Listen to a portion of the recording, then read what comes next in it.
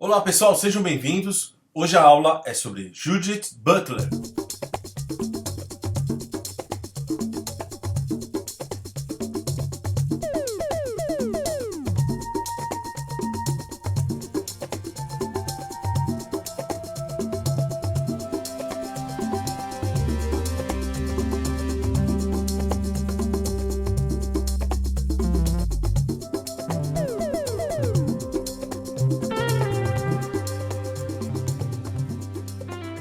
Uma das figuras mais influentes das questões feministas e LGBTs a partir dos anos 1990, Judith Butler também é uma proeminente ativista dos movimentos anti-guerra, anticapitalismo e antirracismo.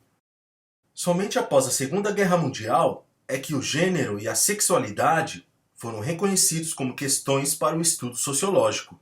A chamada segunda onda do feminismo, dos anos 1960 e 1980, cresceu a partir da percepção da feminista francesa Simone de Beauvoir em Segundo Sexo, escrito em 1949, de que não se nasce mulher, torna-se.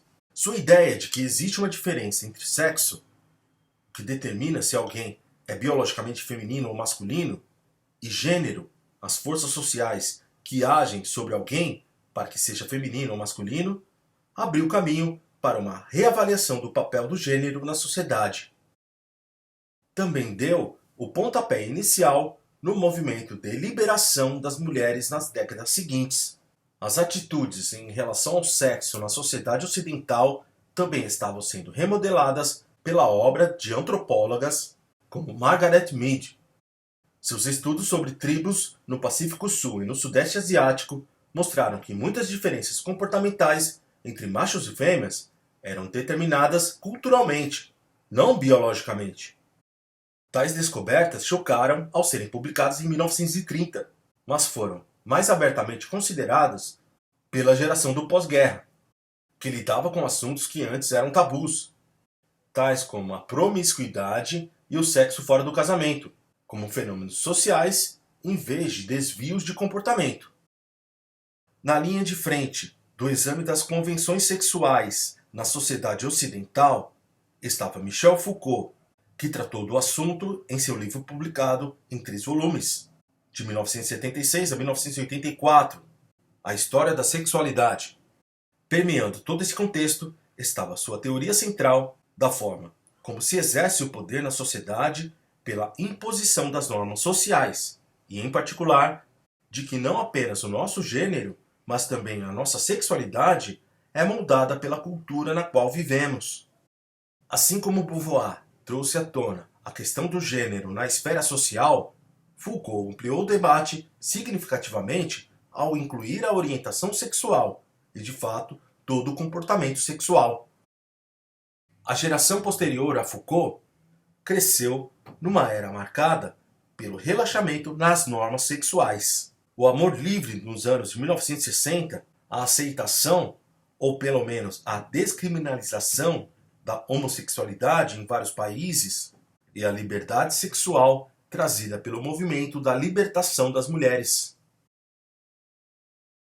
A erudita americana Judith Butler, que pertencia a essa geração do pós-guerra, levou essa ideia ainda mais adiante. Embora aceitasse o principal argumento de Beauvoir, de que o gênero é uma construção social, Butler achava que o feminismo tradicional ignorava as implicações mais amplas dessa noção, simplesmente reforçando os estereótipos de masculino e feminino.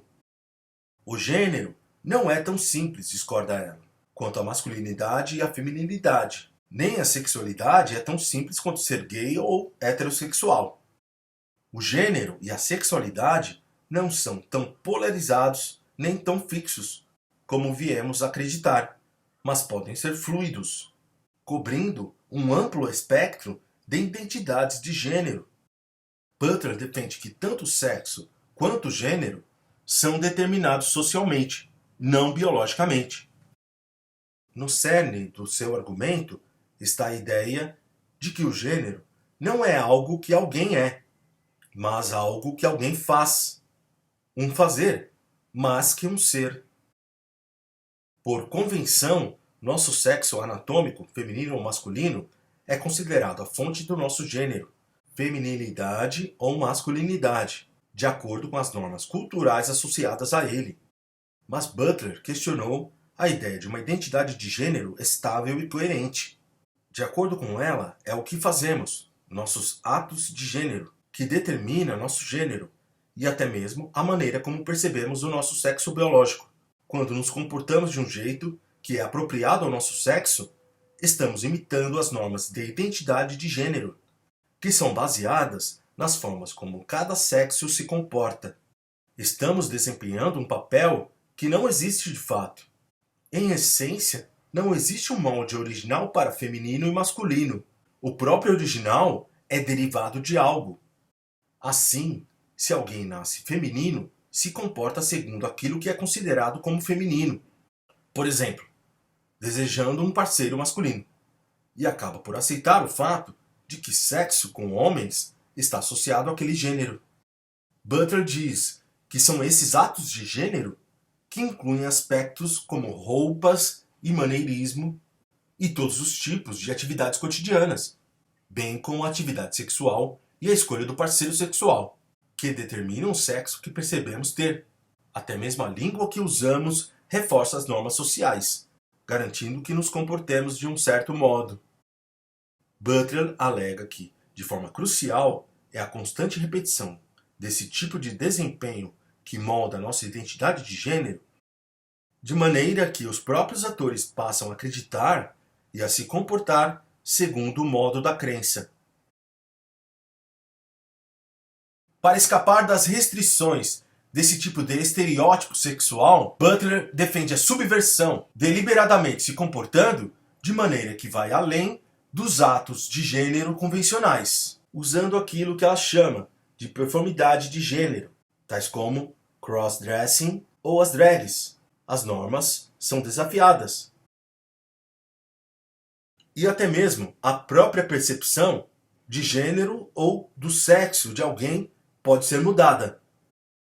Butler insiste que isso não deveria ser uma escolha trivial de estilo de vida. Não podemos acordar de manhã e decidir de que gênero queremos ser naquele dia, mas um genuíno ato de subversão. E assim como o ato de gênero que está subvertendo, de uma forma que seja realizada numa base regular através da repetição constante. Desse modo, as normas sexuais impostas pela sociedade são perturbadas, mostrando-se artificiais e baseadas no status quo inexistente.